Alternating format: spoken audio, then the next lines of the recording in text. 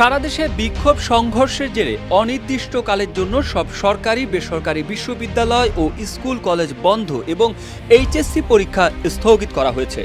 শিক্ষার্থীদের নিরাপত্তার বিষয়টি বিবেচনায় দেশের সব পাবলিক ও বেসরকারি বিশ্ববিদ্যালয় এবং বিশ্ববিদ্যালয় অধিভুক্ত মেডিকেল, টেক্সটাইল, ইঞ্জিনিয়ারিং ও অন্যান্য কলেজ সহ সব কলেজ বন্ধ ঘোষণা করেছে বিশ্ববিদ্যালয় মঞ্জুরি কমিশন।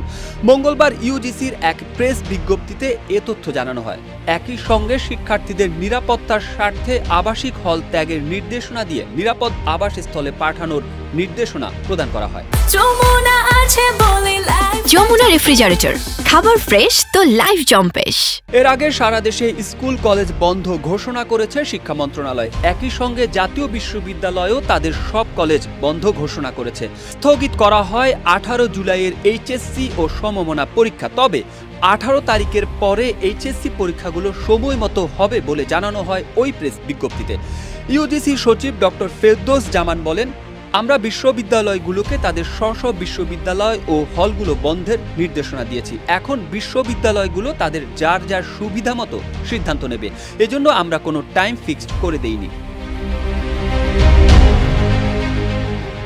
এদিকে কোটা সংস্কারের দাবিতে দেশব্যাপী শিক্ষার্থীদের তীব্র আন্দোলন ও সংঘর্ষে সব শিক্ষা প্রতিষ্ঠান বন্ধ করা হলেও পাবলিক বিশ্ববিদ্যালয় বন্ধ করার এখতিয়ার কি ইউজিসির আছে, এমন প্রশ্ন উঠেছে। সামাজিক যোগাযোগ মাধ্যমে এ নিয়ে সমালোচনার ঝড় উঠেছে। বিভিন্ন বিশ্ববিদ্যালয়ের শিক্ষকরা এর প্রতিবাদ করেছেন। তারা বলছেন, প্রত্যেকটি বিশ্ববিদ্যালয়ের নিজস্ব আইনে চলে। কোনো বিশ্ববিদ্যালয় বন্ধ ঘোষণা করতে হলে বিশ্ববিদ্যালয়ের সর্বোচ্চ ফোরাম সিন্ডিকেটের সিদ্ধান্ত নিতে হয়। এছাড়া 1973 সালে বিশেষ অধ্যাদেশে দেশের প্রথম 4টি ঢাকা, জাহাঙ্গীরনগর, চট্টগ্রাম ও রাজশাহী বিশ্ববিদ্যালয় পরিচালিত হয়। এই 4টি বিশ্ববিদ্যালয়ের অভ্যন্তরীণ কোনো বিষয়ের সিদ্ধান্ত অন্য কারো নেওয়ার এখতিয়ার নেই। তারপরও ইউজিসি আগ বাড়িয়ে সব বিশ্ববিদ্যালয়ের মতো এই 4টি বিশ্ববিদ্যালয় বন্ধ ঘোষণা করেছে। এটা ইউজিসি করতে পারে না।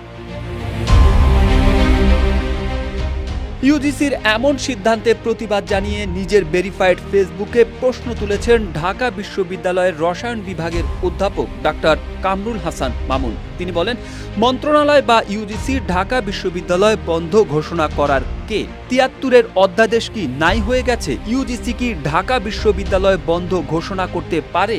জীবনে কখনো শুনিনি, এমন কখনো হয়নি।